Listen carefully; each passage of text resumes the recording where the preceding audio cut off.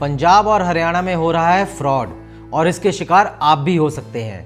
नमस्कार, मेरा नाम है गगन चावला, मैं BNG लॉ एसोसिएट्स का फाउंडर हूँ। आज इस वीडियो में हम इस बारे में जानेंगे कि पंजाब और हरियाणा में हो रहे स्कैम से आप कैसे बच सकते हैं। अगर आप कोई ब्रांड ओनर है, यानी आपका कोई ब्रांड है, वो फूड इंडस्ट्री से रिलेटेड हो सकता है या किसी और इंडस्ट्री से भी, और आप अपना बिजनेस एक्सपैंड करना चाहते हैं, तो पंजाब और हरियाणा में आजकल एक नए तरीके का स्कैम हो रहा है, जहां पे कुछ लोग अपने एक पीस ऑफ लैंड को डेवलप करके कमर्शियल कॉम्प्लेक्स बना लेते हैं। उसके बाद आपको एक बहुत ही ज़्यादा ल्यूक्रेटिव ऑफर देते हैं कि जी हमारे यहाँ पे ये ब्रांड आ रहे हैं, हमारे यहाँ पे ये ब्रांड आ रहे हैं और आप हमारे पास आइए।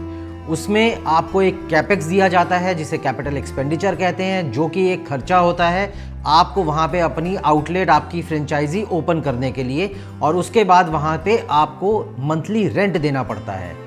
अब यहाँ पे जो स्कैम हो रहा है वो ये है, जैसा कि मेरे पास भी कुछ पीछे रिसेंटली केसेस आए हैं, जिसमें पंजाब में, लुधियाना में, पंचकुला में, जलंधर में, इवन चंडीगढ़ में और गुड़गांव में भी ऐसी चीज़ें हुई हैं, जहाँ पे एक ब्रांड ओनर ने अपना ब्रांड ओपन किया एक कमर्शियल कॉम्प्लेक्स में। वहाँ पे उसे कुछ कैपेक्स दिया गया जो कि उस जगह पे अपना सेटअप बनाने के लिए उस ब्रांड ओनर को दिया गया, और वहाँ पे उसको कहा गया कि जी आप आइए, अपना सेटअप कीजिए और आपका रेंट शुरू हो जाएगा।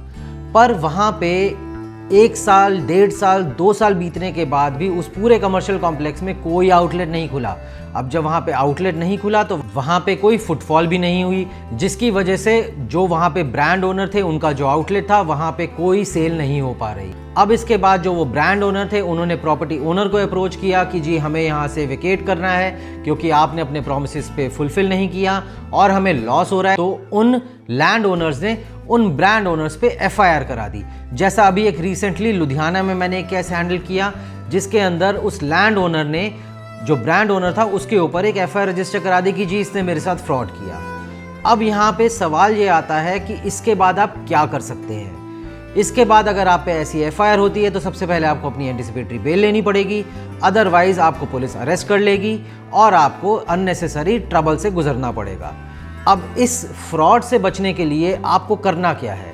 आपको ये करना है कि आप जो भी आपकी टर्म्स एंड कंडीशंस हैं वो एक्सप्लिसिटली, यानी बिल्कुल क्लियर लैंग्वेज में सारी टर्म्स एंड कंडीशंस MOU में मेंशन कराएं।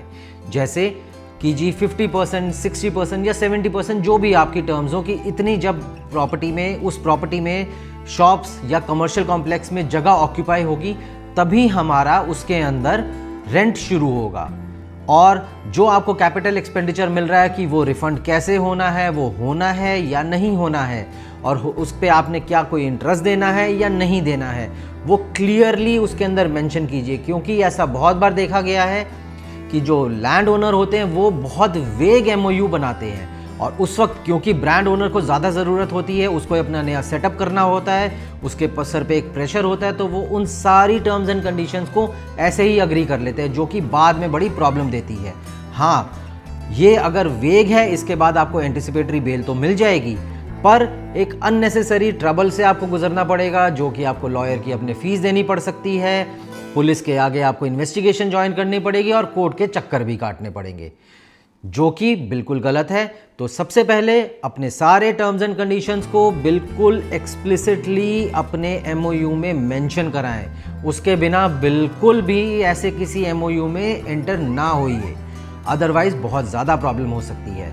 बाकी अगर आपको कोई भी कंफ्यूजन है, आप अपने लीगल एडवाइज़र से एडवाइस ले सकते हैं। Know your rights and fight for the truth.